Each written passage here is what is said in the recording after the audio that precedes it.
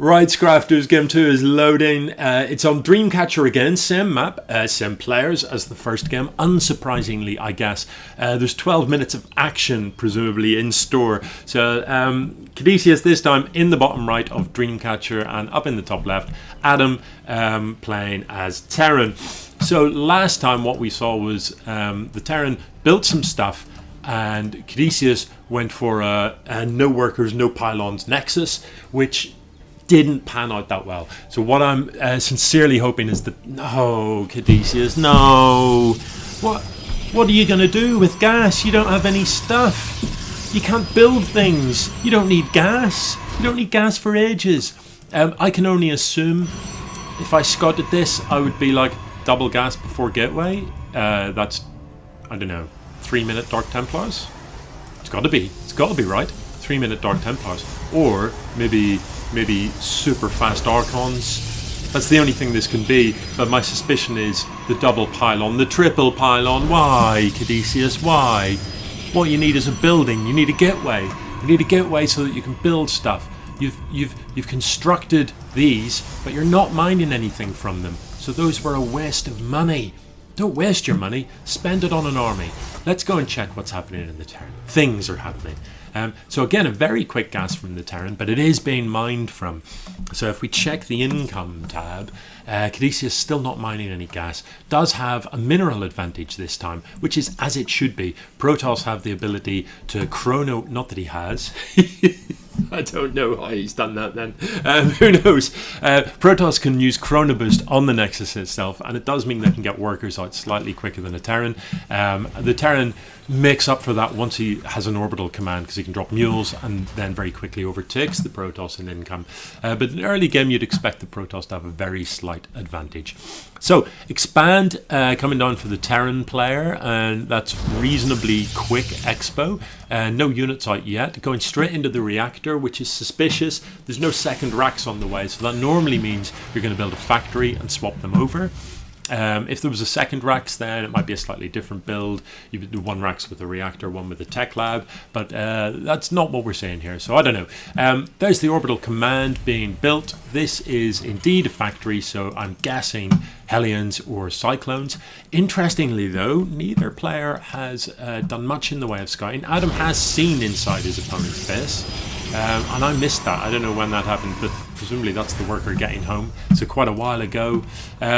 So he is at the very least aware that some things were building. On the minimap, these still show up as blobs, but when you're scouting, if you click on the blob, you can see what type of building is being built. But only if you click on it at the time, you can't afterwards. So, workers in production. I haven't even got the production tab up. What am I doing? We can see that the forge is coming down for Cadesius, so that might just be a defensive forge. Don't know about the placement there. I wouldn't like to say workers can, in fact they can't. So that's kind of blocked the path to this gas simulator, as has the side core. Not to worry though, because he's not mining any gas, because why would you? Okay, I think I could probably make a prediction about this game at this point. Let's check the army supply. It is dead even, but the Terran has substantially more workers. Notice in the production tab, there are no more workers being made for the Protoss player. And since he's still on one base, why is there's only, oh, you see, now he has transferred some workers to these, but because he stopped building workers, now his income is just drastically dropped away. He only has 8 workers mining minerals, and you can see the effect that that's had. This mineral imbalance is going to sting sooner or later, so long as Adam is spending the income.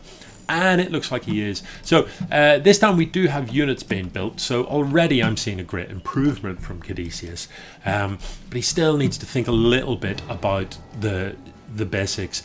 You know, don't build gas if you don't need it, because it's just a waste of money. Build a gateway really is the first thing you do as Protoss, is you build a gateway. So you go pylon gateway, and no matter what you intend to do, that is pretty much always your opener, unless you're cannon rushing, in which case you start with the forge. Over here, bunch of marines. Let's see if there's any upgrades happening. There is. So combat shield being researched first, and that tends to mean you're going to get aggressive early. Normally stim is the go-to. sort of upgrade for Marines. So you would only tend to do combat shield first if you're going to get across the map early. Stim here takes a long time to finish, 121 seconds to finish, so it's a very slow upgrade compared to combat shield. Yeah, so medevac loaded as a general rule. Don't put your units in medevacs unless you are literally about to fly them somewhere. Medevacs load up very quickly, but they unload slowly. So, you know, if you get surprised and a bunch of stuff turns up here, your Marines drop out of this one at a time and all die. Whereas if you've got 8 Marines on the ground being healed by a medevac, they live and kill stuff. So the siege tanks left at home. This is you know, this siege tank here probably has range over here, so the front base is pretty secure. There is a siege tank coming. I'm not sure if Cadesius knows anything about this. He still has no vision of his opponent's base. These are well set up to stop stuff coming in the front door. Adam, largely through good luck, has skillfully avoided the front door and is going to drop into the back of his opponent's base where there is literally nothing to defend. So this could do an awful lot of damage. What he needs to do here is get these workers out of there really, really quickly, or they are all going to die. Unfortunately, even the path to escape is slightly blocked by these buildings. The zealots are coming. They're going to have a hard time dealing with this. So they do chase it off, and the poor old siege tank gets left behind. That will die pretty quickly. So yeah, you know, as the Terran player, you can be a bit sneaky with the zealots. You can let your Marines at the front take a swipe to the face while they're being healed, and then you can pop those front Marines into the medevac, and then the zealots will do another swipe and chuck the next couple of Marines up into the medevac. With the siege tank unsieged, you'll probably be able to gun down those zealots without really losing much. So the counter-attack is coming. I don't know how well it's going to go, though. This front wall is complete. The siege tank up here is certainly going to have range over some of that ramp. The third base is up, although the second isn't quite saturated. The medevacs return full of units. Oh no, is that the same ones? Oh, hello. You've been spotted. Hello, mate. He's coming back.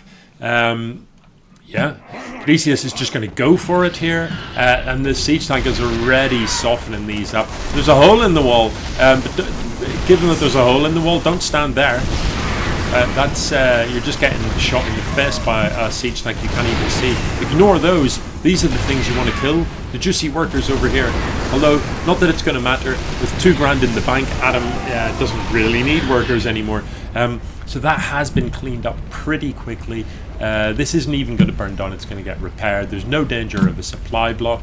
So really, those zealots didn't achieve very much at all. I noticed that Cadesius at home has no workers and isn't building any, and that is of some concern.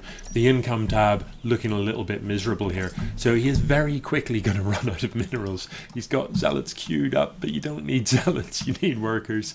You know, having some zealots is great, but not as good as having the ability to build more of them.